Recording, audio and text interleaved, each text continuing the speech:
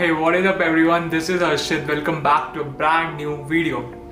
मैंने जैसे कि बनाई थी अपनी आईपी मैट इंदौर का 5 ईयर पेपर एनालिसिस, मतलब उसमें बताया था फिर सिम्बाय से सेट करें, तो मतलब काफ़ी लोगों के डीएम आ रहे कि यार आप ना एनपैट का भी बनाओ। तो मैंने बोला यार एनपैट का तो बनाना बनता ही है, क्योंकि उसमें भी लाइक मैंने में पढ़ रहा हूँ अभी, तो उसका तो ऑब्वियसली बनाऊंगा एंड उसका पूरा एक्सपीरियंस शेयर करूँगा। लाइक 2020 का कितना कैसा रहा था, मैं वो कितना टाइम लगा और पूरे डिटेल में बताऊँगा एनपैट के बारे में। तो एंड बाकी 4 साल के पेपर लाइक 5 ईयर्स के टोटल में कर रहा हूँ, तो 2019, 18, 17, 16 जितने भी है इन 4 साल के आपको कहां से पेपर एनालिसिस देखना है वो भी मैं आपको वीडियो के एंड तक बताऊंगा। बाकी 20 का मैं साथ में करता जाऊंगा और इस वीडियो में थोड़ी बेसिक चीजें जो मैंने और वीडियोस में डाउट क्लियर नहीं किए थे, लाइक जितना सीट्स कितनी बाकी कैंपसेस में मैंने ये सब नहीं बताया, सीट्स का भी थोड़ा भी बताऊंगा आगे एंड एलिजिबिलिटी के भी 1-2 डाउट जो थे लोगों को क्लियर कर दूंगा मैं इस वीडियो के एंड तक। बाकी एनपैट की स्ट्रैटेजी लाइक सेक्शन वाइज वगैरह एनपैट की बहुत वीडियो डाली है, आप जाके देख लो। चैनल पर नहीं तो प्लीज डू सब्सक्राइब। मैं सारे एंट्रेंस एग्जाम के लिए जितनी भी मेरे को लाइक लगता है कैसे क्लियर करना है या फिर कॉलेज रिव्यू वगैरह बना रहा हूं मैं, तो प्लीज डू सब्सक्राइब। आपको कुछ भी डाउट हो तो इस वीडियो के एंड तक प्लीज कमेंट बॉक्स में ड्रॉप कर देना। आप मुझे इंस्टाग्राम पे डीएम कर सकते हो, तो मैं बहुत ज्यादा जल्दी रिप्लाई दे देता हूँ और उधर मुझे फॉलो भी कर लेना, ठीक है। तो बस इस वीडियो को जल्दी से स्टार्ट करते हैं। So guys without wasting any time let's begin with this video.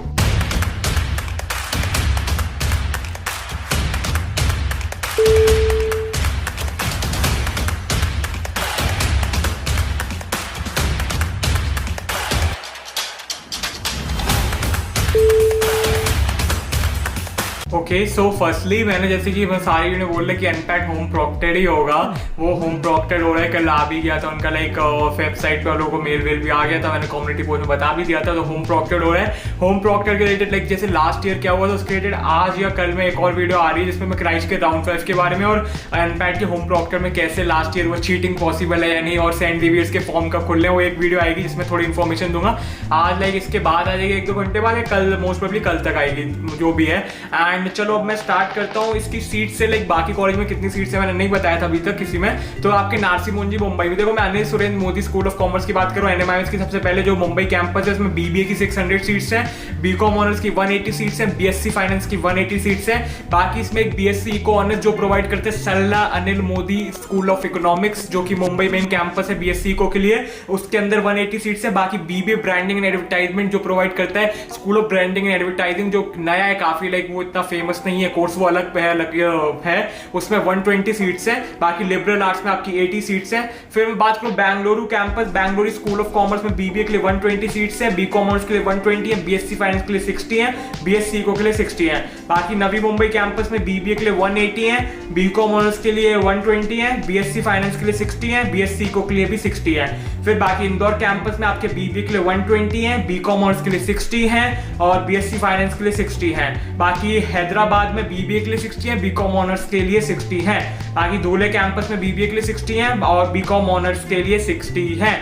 काफी लोग मुझे बोल रहे हैं कि भैया चंडीगढ़ भी एक कैंपस है क्या है, और धुले भी मैं बता दूं चंडीगढ़ धुले भी एक्टिवेट नहीं हुआ है, लाइक उनमें अभी तक स्टार्ट नहीं हुआ है, लाइक प्रोसेस पढ़ाई वगैरह नहीं होती है, क्लासेस नहीं होती है अभी, तो वो कैंपस है ही नहीं अभी, समझ लो। अभी हैदराबाद है, इंदौर है, नवी मुंबई, बेंगलुरु और मुंबई अपना मेन कैंपस है। तो ये सीट्स की बात की, एलिजिबिलिटी का 1-2 डाउट आ रहे, मैथ्स का क्या सीन है भैया, सारे कोर्सेज के लिए चाहिए? नहीं, आपको मैथ्स सिर्फ इन कोर्स के लिए चाहिए। लाइक अनिल सुरेंद्र मोदी के सारे courses like school of commerce के वो है BBA, BCom honours, BSc finance, इन तीनों के लिए मैथ्स चाहिए। बाकी बीएससी इको के लिए भी आपको मैथ्स चाहिए, लेकिन ब्रांडिंग एंड एडवर्टाइजमेंट का बीबीए हो गया, फिर लिबरल आर्ट्स के लिए, फिर साइकोलॉजी भी हो गया, 1-2 कोर्स है, उनके लिए आपको मैथ्स कंपलसरी नहीं है अपने क्लास 12th में। और एक और चीज है, भैया बोलते काफी लोग 11th की जो स्टैटिस्टिक है इको की वो है, नहीं वो नहीं, स्टैटिस्टिक देखो आपके मैथ तो नहीं चाहिए, स्टैटिस्टिक्स एक अलग सब्जेक्ट होता है मैथ्स में, वो होना चाहिए। 11th वाली इको की बात नहीं हो रही है। तो स्टार्टिंग में तब करते हैं एनपैट 2020 का एनालिसिस कर लेते हैं जल्दी से। देखो वो लास्ट ईयर भी ऑनलाइन होम प्रोक्टेड हुआ था और वो 3 डेज में हुआ था, लाइक 3 दिन लगे थे उसमें, जैसे एक डेट इसको, एक डेट इसको, एक डेट को, 3 डेट पे एग्जाम हुआ था एनपैट का। एंड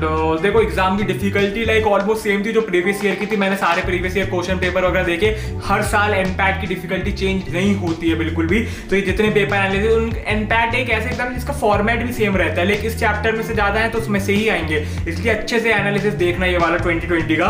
बाकी इसमें मार्किंग स्कीम बता दूं, एक करेक्ट आंसर का +1 मार्क्स होता है, एक रॉन्ग आंसर का आपका -0 नहीं होता है, मतलब -0 क्या मतलब आपको एक करेक्ट आंसर 1 मार्क्स, बाकी बाकी इसमें नेगेटिव मार्किंग नहीं है एंड टोटल आपके 120 क्वेश्चन होते हैं, टाइम आपके 100 मिनट्स होता है। तो सबसे पहले वर्बल एबिलिटी था, तो वर्बल एबिलिटी में सेक्शन 1 था, 40 क्वेश्चन थे अपने पास। उसमें ऐसा था एनपैट में लास्ट ईयर जैसे होम प्रॉक्टेड में आपको 3 सेक्शन है, किसी पे भी आप स्टार्ट कर सकते हो, पहला सेक्शन आपके ऊपर है, लेकिन उसके बाद नेक्स्ट सेक्शन कौन सा होगा, तीसरा सेक्शन कौन सा होगा वो आपके पास नहीं था ऑप्शन, वो उनके पास था, लेकिन सबसे पहले किससे स्टार्ट करने वो आपके पास था ऑप्शन। एंड बाकी सेक्शन के बीच आप स्विच नहीं कर सकते, तो अलाउड नहीं था। क्वेश्चंस के बीच लाइक जैसे एक सेक्शन में आप क्वेश्चन के बीच स्विच कर सकते हो, लेकिन सेक्शंस के बीच स्विच नहीं कर सकते। बात करूं वर्बल एबिलिटी की, तो सबसे पहले फिल इन द ब्लैंक, जो प्रीपोजिशन, कंजंक्शन, टेंसेस और वोकैबुलरी से 15 to 17 क्वेश्चंस आए थे, preposition, conjunction, tense and vocabulary से। फिर आपका सेंटेंस करेक्शन जिसमें टेंसेस हो गया, subject verb agreement, missing, pronoun, indefinite, error identification, parallelism, इसके और फिल इन द ब्लैंक जो पहले बताया, इनके टोटल मिला के 15 to 17 क्वेश्चंस आए थे अपने।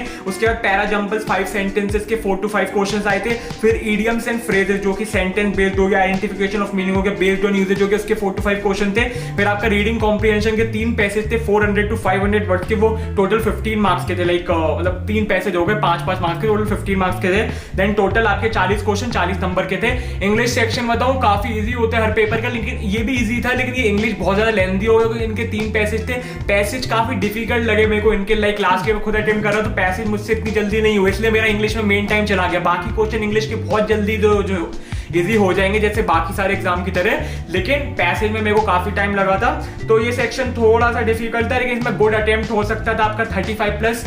मैंने भी इतना ही अराउंड किया था अटेम्प्ट। बाकी आपका गुड स्कोर इस सेक्शन में 30 प्लस हो सकता था। ये मेन सेक्शन इंग्लिश रीजनिंग में आपको मार्क्स लाने ही लाने हैं, कॉन्स में आपके कटने होते हैं, लाइक 90% बच्चे को कॉन्स में कटने होते हैं। एंड इस सेक्शन में आपको लाइक 100 मिनट्स में से 25 to 30 मिनट स्पेंड करना था। लास्ट ईयर मैंने 35 मिनट दे दिया था, ये मेरी बहुत बड़ी मिस्टेक थी, इसलिए मेरा कॉन्स का लास्ट में टाइम ही नहीं बचा था।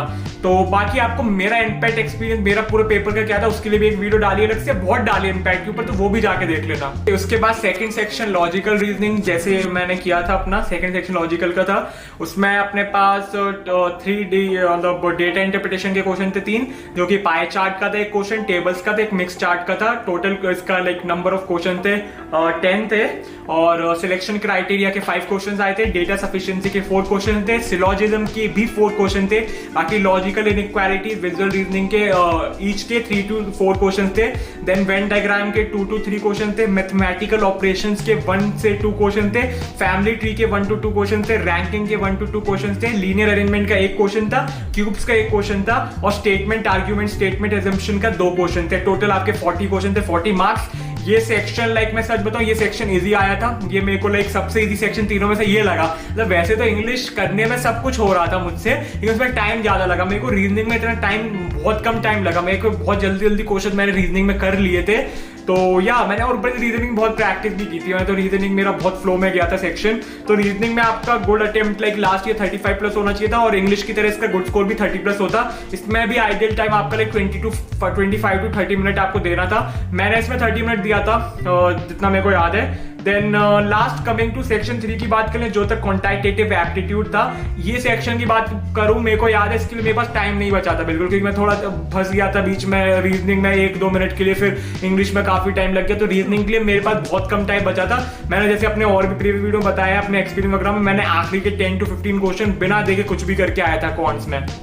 तो कॉन्स में हर ईयर का मतलब सेम रहता है ऑलमोस्ट पैटर्न। स्टैटिस्टिक्स के सबसे ज्यादा क्वेश्चन थे 6 to 7, फंक्शंस के 4 to 5 क्वेश्चन थे, ट्रिग्नोमेट्री के 3 to 4 क्वेश्चन थे, सेट थ्योरी के 4 क्वेश्चन थे, परसेंटेज और प्रॉफिट एंड लॉस के 3 to 4 क्वेश्चन थे, नंबर्स के 3 to 4 क्वेश्चन थे, एपीजीपी के 2 to 3 क्वेश्चन थे, प्रोबेबिलिटी के 1 से लेके 2 क्वेश्चन थे, टाइम स्पीड एंड डिस्टेंस के 2 क्वेश्चन थे, टाइम एंड वर्क के 2 क्वेश्चन थे, क्वाड्रेटिक इक्वेशन के 1 to 2 क्वेश्चन थे, और simple interest in compound interest का 1 क्वेश्चन था। टोटल 40 क्वेश्चन थे अपने। सो मैंने जैसे कि अपने बहुत जैसे अपने आप मैंने 25 डेज स्ट्रैटेजी बनाई है, वो तो बिल्कुल जाके देखो जिनने लाइक बहुत कम प्रिपेयर किया है। उसमें मैंने बताया भी था कि स्टैटिस्टिक्स, फंक्शन, ट्रिग्नोमेट्री, सेट, इन सबसे मेजर पोर्शन आता है कॉन्स का मेजर, इनको तो आपको करके जाना है, हर ईयर का है। इस ईयर भी लाइक जैसे 20 में statistics, function, trigonometry, set theory, इन चारों में से ही मेन क्वेश्चन आते हैं। कभी का स्टैटिस्टिक्स से साथ आ जाते हैं, कभी सेट से, इन चारों के ही मेजर पोर्शन आते हैं कॉन्स में। तो ये सेक्शन डिफिकल्ट था।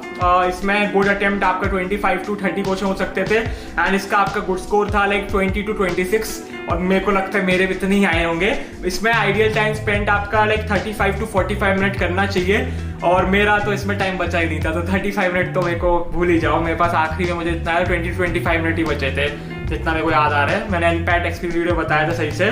तो ओवरऑल डिफिकल्टी लेवल बताओ, एनपैट 2020 का मॉडरेट था, इतना डिफिकल्ट भी नहीं था, लेकिन हाँ स्पेशली कॉन्स और इंग्लिश के लाइक पैसेज वगैरह की वजह से मॉडरेट बन गया, बाकी इजी था। लाइक रीजनिंग मेरे को कोई टफ नहीं लगा। देन इसमें आइडियल अटेम्प्ट्स आपके 100 प्लस होने चाहिए आउट ऑफ 120 और आपका गुड स्कोर अराउंड 80 प्लस होना चाहिए, 80 या 82 प्लस होना चाहिए। आपका सिलेक्शन भी भैया कितना चाहिए, क्या चाहिए। मुंबई कैंपस में देखो बता दूं, जिनको मुंबई कैंपस में सिलेक्ट होना है उनके लिए सेफ स्कोर मेरे हिसाब से फॉर 85 प्लस होगा सेफ स्कोर। बाकी 80 प्लस में भी लोगों का हो जाता है, मैं नहीं बोल रहा नहीं होता, सेकंड वेट लिस्ट में हो जाता है, कई बार फर्स्ट में हो जाता है, लेकिन 85 प्लस सेफ स्कोर रहेगा। बाकी कैंपस के लिए तो आपको लाइक 70 प्लस ले आए तो आपको कोई ना कोई कैंपस तो मिल ही जाएगा। लाइक 65-70 ले तो कोई कैंपस तो मिल ही जाएगा आपको, ऐसे कोई सीन नहीं है। तो या बस यही था 2020 का एनालिसिस। अब मैं बात करूं आपको 19 का एनालिसिस, 18 का एनालिसिस, अपने 17, 16 इन चारों के लिए मैं एक लिंक सारे पेपर के लिए लिंक प्रोवाइड कर रहा हूँ। इवन 20 के लिए भी मैं लिंक प्रोवाइड कर रहा हूँ। इन पांचों पेपर का आप एनालिसिस सही से और जाके देख सकते हो। मैंने 20 का अपना एक्सपीरियंस भी शेयर किया और एनालिसिस साथ साथ किया।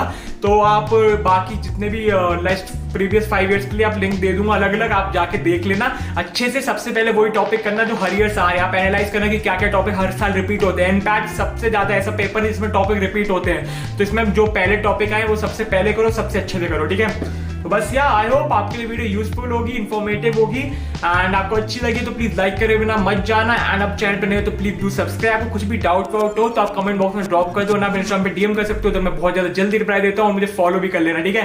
एंड बाकी और भी वीडियोस एनपैट की कुछ आ रही है, वरना आप मेरी एनपैट की वजह से मैंने ऑलमोस्ट सारी स्ट्रैटेजी वगैरह डाल चुकी है, वो भी जाके देखो प्रीवियस। एंड बाकी और भी एग्जाम्स की आ रही है, सेंट जेवियर्स वगैरह की भी मैं अपडेट देने वाला हूँ। इवन ड्यू के रजिस्ट्रेशन क्या खुल रहे हैं, फिर ड्यू की वीडियोस भी आने वाली है, लाइक सारी जो मैंने अपनी रिसर्च की थी। तो चलो मैं मिलता हूँ सबसे नेक्स्ट वीडियो में। So guys till then stay happy, stay safe.